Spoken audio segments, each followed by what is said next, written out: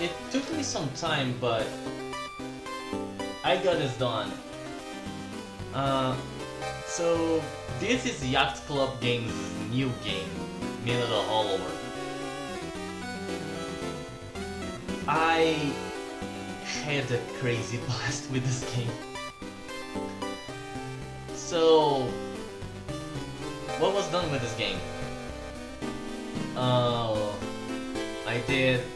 I played this game for 68 hours, and I'm almost halfway through with the achievements in this game, which is quite a lot. I did 100% of this game twice, which says the amount of time, which says a lot about the amount of time I put in this game. The first run was over 47 hours, and the one I just did was 17.5 hours, which is also a good testament to how good I became at this game. That's saying a lot because this game is hard. Wow. And what an experience. So, what game is this? To sum it up, think like this. Take a Zelda game, then mix it up with a Souls-like. Oh, and add some Castlevania for good measure. By the way, something tells me I should not be in this area.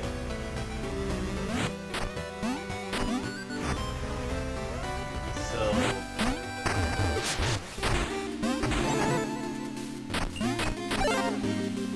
okay, should be good here. So... the game covers the story of Mina, a mouse inventor who was responsible for the creation of these revolutionary generators that made an energy called spark. So she's hailed as a hero, and she leads to form a group of adventurers called the Hollowers. 10 years later, she gets a letter telling her that the area where she installed these generators, Tenebra's Isle, is suffering from energy shortages, which is tied to these generators malfunctioning. On top of that, the island is now crawling with monsters. So she heads there, and she's immediately greeted with a kraken-like monster that takes her ship out. And she arrives at the island, and she discovers that there's a saboteur trying to destroy the generators because he believes these generators are the source of the monsters roaming the island. So Mina's job is to fix these generators while trying to discover what actually is happening with this island. The plot complicates from there, and it gets pretty good and pretty humorous in pure Yacht Club fashion. Mechanically, how can I put it? Mechanically, this is a Zelda game. Okay, and like I said, this is a Zelda game mixed with a Souls-like. So do not expect Mina to fully control like Link. Much on the contrary. The game has, how can I put it? It has several tools to help you handle things. First of all, the basic weapons. Mina has a choice of Mina has an initial choice of 3 weapons. The Night Star Flail, which is like a whip. Whisper and Vesper, which are a pair of daggers. And the Blast Strike Maul, a hammer. By the way, this hammer is stupidly broken in the right hands. Case in point, what I just did finishing this game on my second run. I actually beat the very final boss first try without depending on cheesing.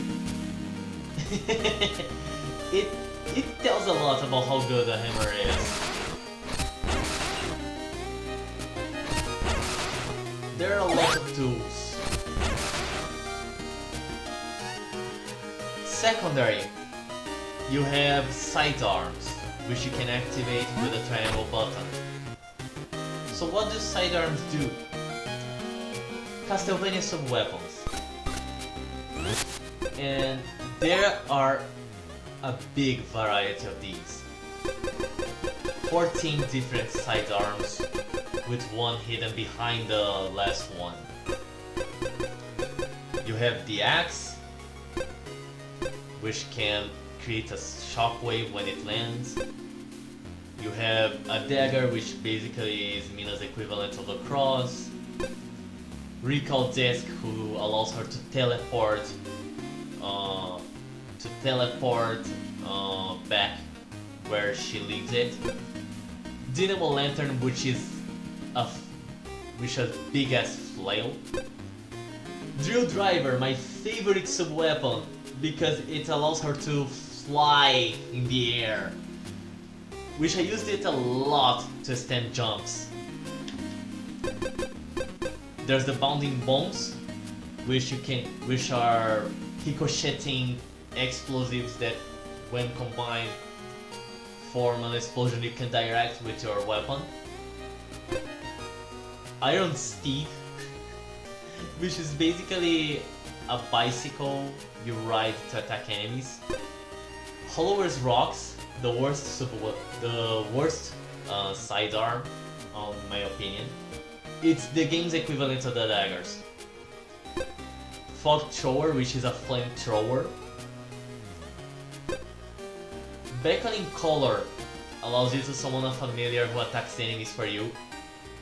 It is scarily efficient. Case in point, I beat bosses using this shit. Mist Jar, which until a few patches ago was the game breaker, allows you to dash through enemies, which, while restoring health and plasma. By the way, I need to explain you about the plasma mechanic. Now in Ghosts, which is like a homing missile.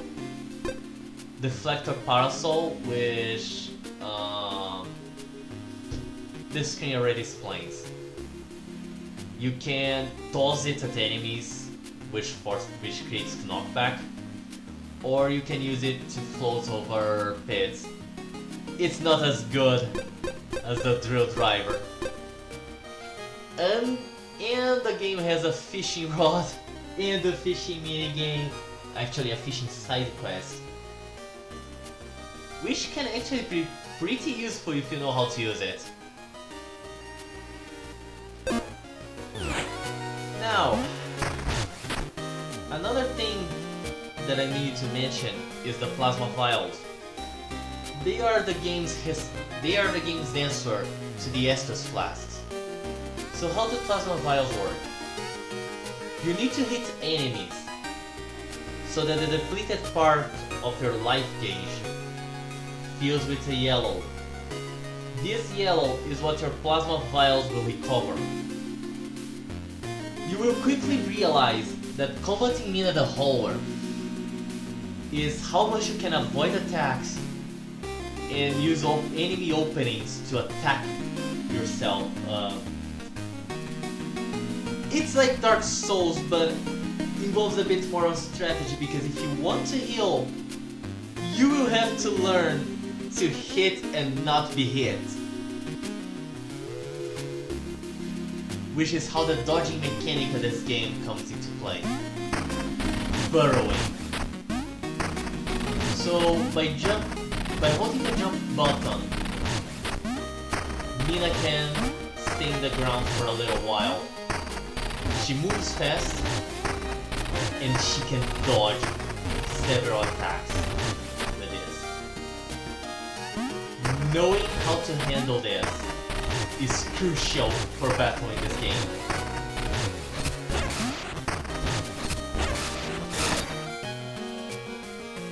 And boy, there's a lot of fighting in this game. Your weapons can be enhanced. There are two different enhancements you can find. This bronze coin is the enhancement you will get, you can buy from shops. From a shop. There's a blacksmith who can provide this enhancement. This second one you have to find in the game's world. In chests and shit. So what is the game's currency here? Much like a Souls-like, you collect bones. So bones will be used as currency for buying upgrades, like trinkets. We will explain about trinkets later. So, how can I say? You will buy trinkets, you will buy life upgrades, you will buy Jolie upgrades, with which you can, you know, Jolie is like hearts in Castlevania. It's how you use sidearms. Or you will buy trinket slots. It's a lot to explain. Alternatively, bones are how Mina strengthens herself. This game has a level system straight out of Zelda 2.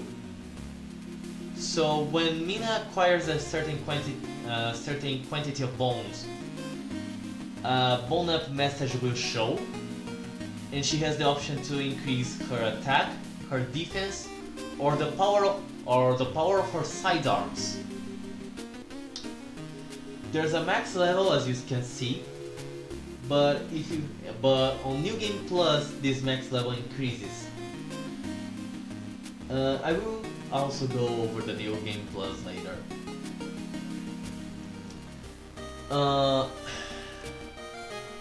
So, the trinket system. So, this is this game's accessory system, the game's gear system. There are 60 different trinkets that confer several different effects to Mina. You will also quickly realize that another way to master this game is to learn which trinkets to use and how to effectively use them. So there are so many trinkets. Spring heels that allow you to jump higher, or steady souls which improves your movement on waters, grass and such. The Proto Spark which grants you an extra spark container. By the way, what happens if you die in Mina the Hollower? Mina the Hollower has a spark system. These 5 blue dots beside her life gauge are sparks. When you die, you lose a spark. To recover your spark, you have to either get back to the point where you died, or defeat the enemy carrying that spark. Another way is to bone up. which you have to do via collecting bones, and there's a limit to how much you can do this. If you lose, if you die while having lost all sparks, you lose all your bones, all your currency, gone. There's a way to store your currency by means of bone stones. One such means is to collect bone stones over the world, and the other is when you fix the generator, because fixing the generator converts all your bones into bone stone. Okay, back to the trinket system.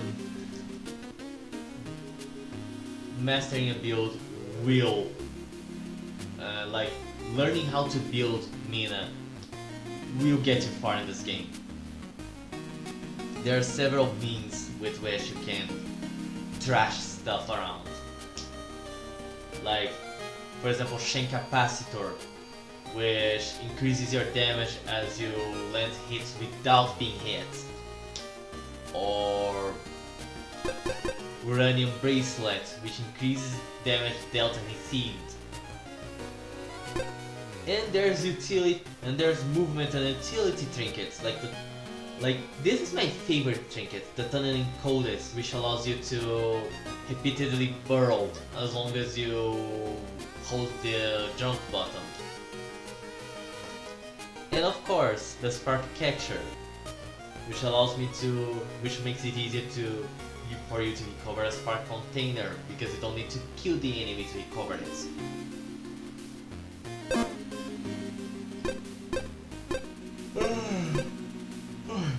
Sorry, it's a bit late.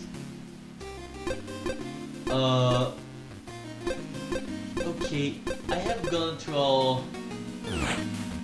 There's so much of the game's mechanics. Upgrades. So, how do you checkpoint and save progress? Because this works like a Souls-like. But here, instead of a bonfire, you have this that you see on the screen. A hollower underlap. In the underlap, normally you can just you can charge your plasma vials and cash your bone stone into actual bones using this machine in the upper right corner. After a side quest where you rescue this fox girl here, you can make enhancements to this underlap, like a map of the island that shows what collectibles you have left to get, or ways to reacquire your sidearms, or ways to recharge your Joel in the lower left corner, or an annex with training dummies. Very cool. And of course, music tests.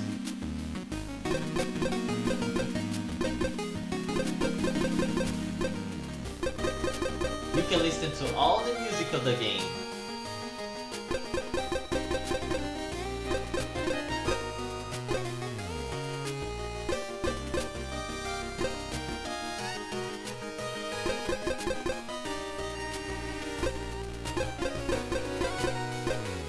Oh, there are 2 missing tracks here. There are quite a few missing tracks actually.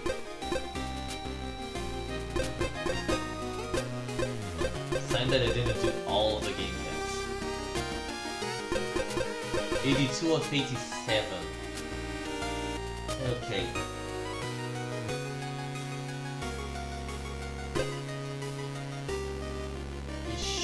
should have been unlocked by this point.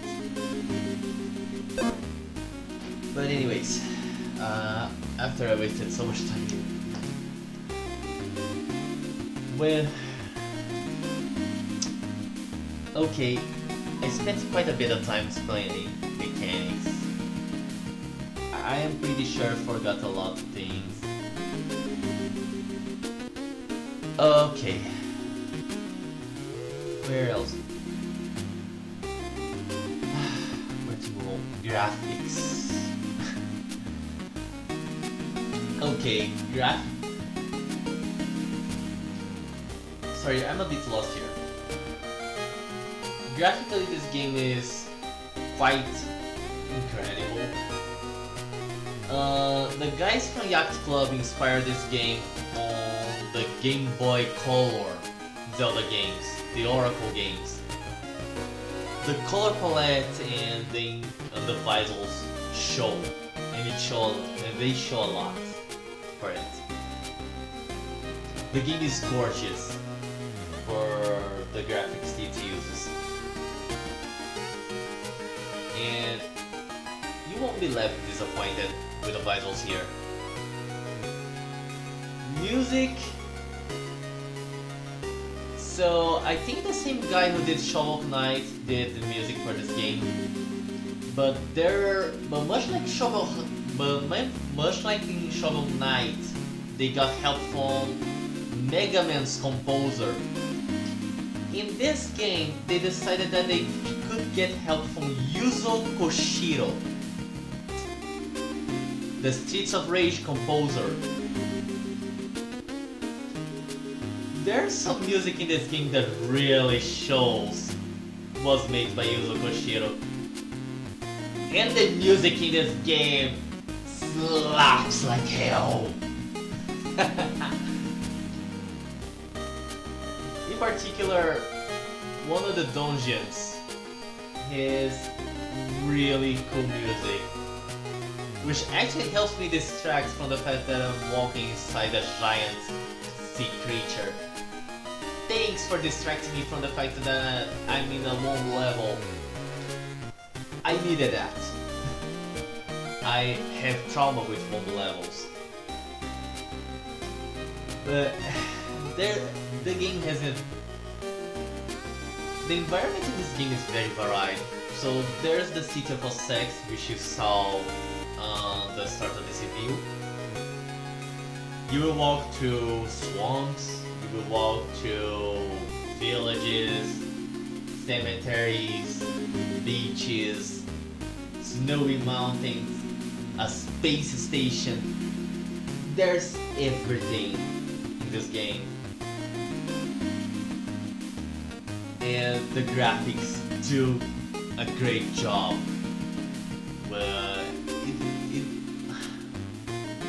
Wow. This game doesn't have a... One thing I have to complain about the game is that fast travel is not really a thing in this game. You can and actually you will have to open a series of train stations that will take you to different spots in the game, in Tenebros Island. But it won't take you everywhere. So you will do a lot of traveling.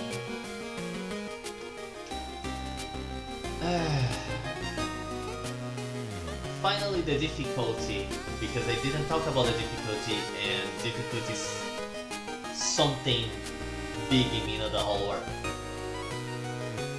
If you do not touch the settings, this is a considerably hard game. This was not made to be played by retards like DarkSydePhil. By the way, DarkSydePhil is a useless retard. I need to mention this. I saw clips of this fucking retard being completely unable to play this game. Even though this game has an incredibly varied difficulty setting. via the modifiers. So what does modifiers do? Everything.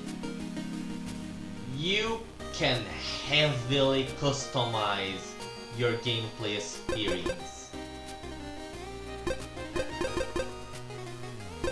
You can make the game easier, you can make the game harder, you can make the game weirder. In fact, let's look at the easier modifiers, the modifiers that make the game easier.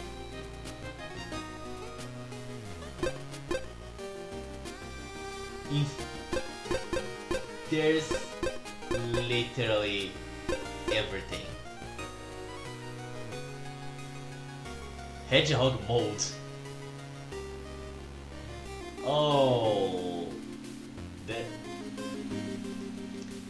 the Sonic the Hedgehog references. No pit damage, burst invisibility increased. Hell! Burrow Shame. Infinite. You can make yourself invincible. How can DarkSydePhil be bad at a game where you can make yourself invincible?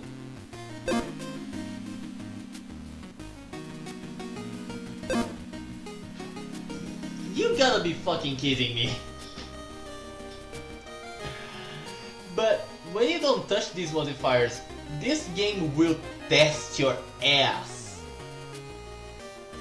And I love it. I love that this game puts me to the ultimate. It puts me to the best of my abilities, and I got pretty good at it. I took 47 hours on my first run, trying to find everything, and then I took 17 hours on my second one. I did 2 fresh runs.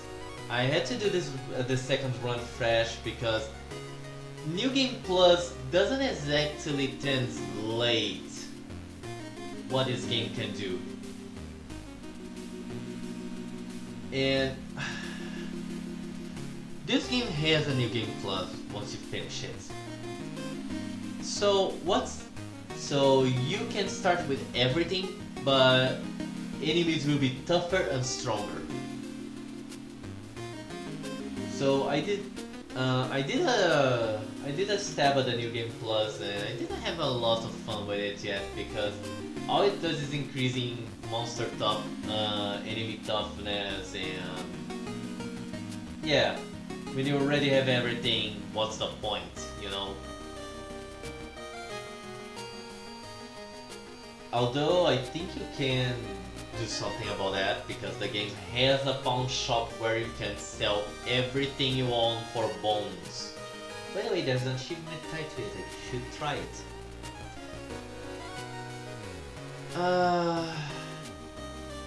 Okay. So now that I've spent nearly half hour talking about this game, what do I think of it? It is a blast. Like, I can see why the guys at Yacht Club had so much difficulty making this game. This game went through development hell. Okay? They went in the red making this game. This was all or nothing for Yacht Club. They were betting everything. And they won everything. This was a winning bet because for all the suffering they had, they had to do layoffs over this game. That's the craziest part. They had to do layoffs, but this game paid off. How much did it pay off? 500,000 copies already. I think this game will reach 1 million very soon. But 500,000 copies, that for an indie game, that's so fast. That sold incredibly fast. And this game impressed me a lot. Like, wow.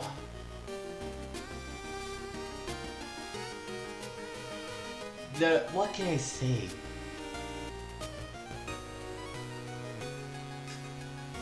This game is a strong 9. Okay? You cannot convince me that this game is worse than... You cannot convince me that this game is bad. This is a strong 9. This game positively made me happy. I loved it. Okay? I really loved this game. Great job, Yacht Club. You made a fucking banger. And I will tell you more.